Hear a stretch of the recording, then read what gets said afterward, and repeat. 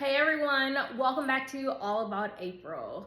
Today I will be completing my top 10 favorite reads of 2024.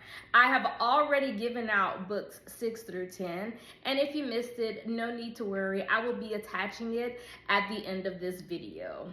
However, books 1 through 5, I'm sure you're anxious to know exactly what has hit me so deeply, and I am so ready to share it with you. So without further ado, let's hop into my favorite reads, books 1 through 5. Beginning with book number 5. That is going to be The Paradise Problem by Christina Lauren. When I read this book, I think I told y'all, I knew it was gonna be in my top 10. I hooted and hollered out loud. I mean, I was really laughing. This was my introduction to them, and I've read 2 other books since. And I have 2, 3 more other books to be able to read based on my purchases. But for this book, it was reminiscent in some aspects of the TV show Succession. I also loved it because Anna and Liam were in a fake marriage, and y'all know I love me a fake dating, fake marriage trope. But they end up going to paradise or on a vacation, so they have to really fake as if they are married. And in the process, they learn a little bit more about each other and learn a little bit more about each other. But what happens when things are not as they seem within Liam's family, and then Anna has other personal things in regards to debt and health issues for her father, and then you combine all of those elements, you get a wonderful story like The Paradise Problem. Cannot get enough of it, and I honestly cannot wait to reread it. I loved this book, and you should too, so go on ahead and grab it. Book number 4, I actually recently read it, and it was our December book club book, Grown Women by Sarai Johnson. It is an intergenerational family book about women. So you're going through the dynamics of the great-grandmother, the grandmother, the mother, and the child. And I thought that the way Sarai Johnson did this book was just so beautiful, because you see the grandmother and great-grandmother trying to right their wrongs through the next generation of children. But ultimately, there are still things amongst them that they have to be able to heal. And it doesn't mean that that is going to come immediately from the next generation, or it doesn't mean that your child is going to end up the way that you want them to, despite all the things that you may be able to give them, including a better life. I don't want to get too much into it, but I just felt like the story was so good, and I felt like it's also a must read. We have to be able to discuss how generations of families deal with things, especially amongst women, and how it happens to impact our lives. As mothers, as parents, you do things and it has a long-lasting effect. And how will that effect ultimately impact your life? That is what Sarai Johnson did, and I'm still floored by the writing and everything in the book. I don't have a physical copy. I will be buying it because it was that good. So go on ahead and grab it for yourself. Book number 3 is going to be yours truly. And let me go ahead and tell y'all, I own 3 copies of this book. I own the hard copy version, I own the paperback version copy, and I also own it on Kindle.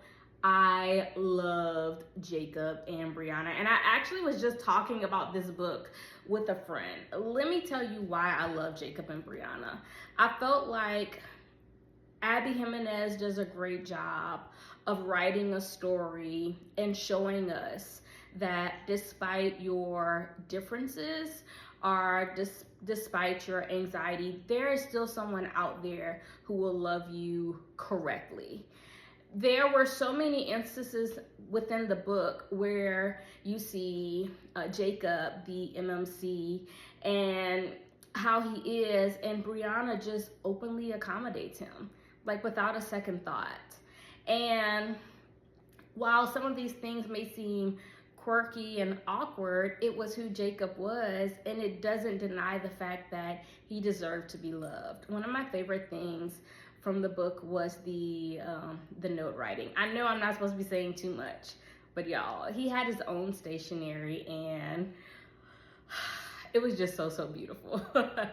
And they're both doctors, they both work in the same hospital, they both have things going on, and they also have some fake dating going on. So for you, listen, if I own 3 copies of it, that means that you need to have at least one, and you need to be reading this as soon as possible, because there's nothing better than reading a story where you can see that someone is getting the love that they so ultimately deserve. Moving on to book number 2. I also was speaking to someone about this book, The Nightingale by Kristen Hanna.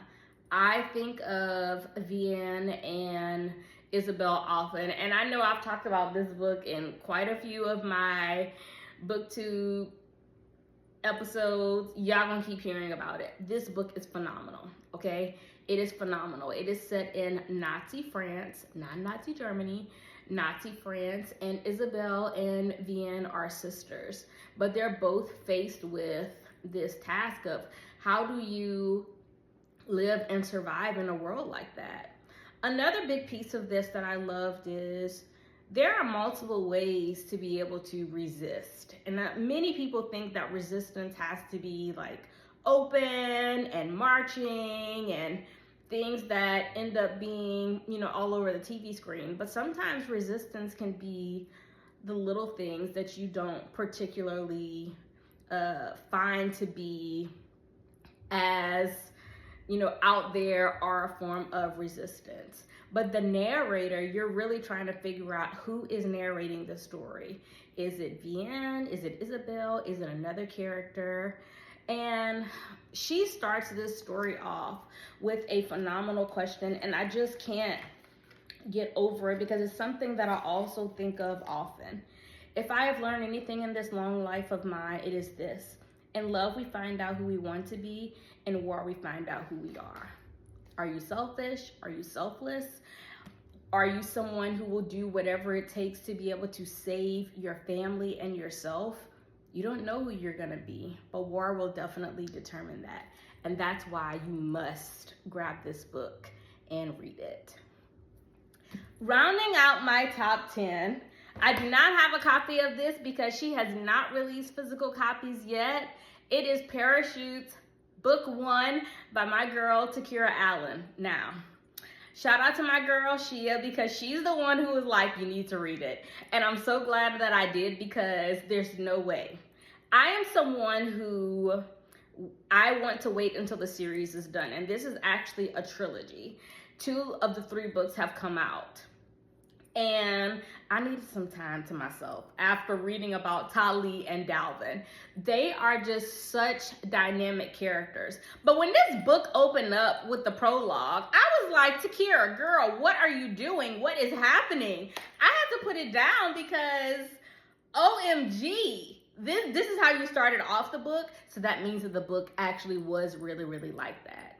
So you go through the relationship between Tali and Dalvin, how they ultimately come together, the ups and the downs, and apparently it's gonna be a little bit more up and downy in book 2.